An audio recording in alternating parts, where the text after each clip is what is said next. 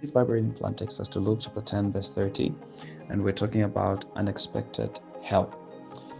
In reply, Jesus said, a man was going down from Jerusalem to Jericho when he was attacked by robbers. They stripped him of his clothes, beat him, and went away, leaving him half dead, half naked probably. A priest happened to go down the same road, and when he saw the man, he passed by on the other side. So too a Levite, when he came to the place and saw him, passed by on the other side. But a Samaritan, as he traveled, came where the man was, and when he saw him, he took pity on him, went to him, bandaged him, poured oil and wine on him. Then he put the man on his own donkey, brought him to an inn, took care of him. The next day, took out a denarii, gave it to the innkeeper. Look after him. And when I return, I will reimburse you of any extra expense you may have.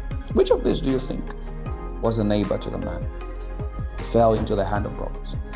The expert in the law replied, the one who had mercy on him. Jesus told him, go and do likewise. Unexpected help. Here is a man, here's the scenario. An expert of the law asks Jesus to trap him a question, and Jesus responds with a story. And we know it as the Good Samaritan. Now, a Samaritan and Jews, they don't get along. The man who was attacked is a Jew. We know that for certain. Samaritans and Jews are not friends. They're enemies, actually. They should not even meet eye to eye. Now, two people here passed by. I don't know if you've ever been there in life where you feel, I will get help from my uncle, from my brother, from my sister. And that's the very place you thought you would get help from. That's where help is not coming from. Now, this man is on a journey, and we all know that the guy is coming from Jerusalem, is going to Jericho, and on the way he's attacked. On the way of life, sometimes we'll encounter attacks. On the way of life, sometimes we encounter an unexpected attack. And attacks do not announce to say, I'm going to be attacked today. When we wake up in the morning, we have no idea what's going to happen.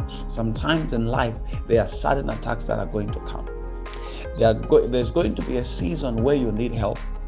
There's going to be a season where you cannot lift yourself. There's going to be a season where you need others to lift you. There's going to be a season where you cannot walk on your own. You need the strength of others to be able to walk. There's going to be a season in life where your strength fails and you need someone else's strength.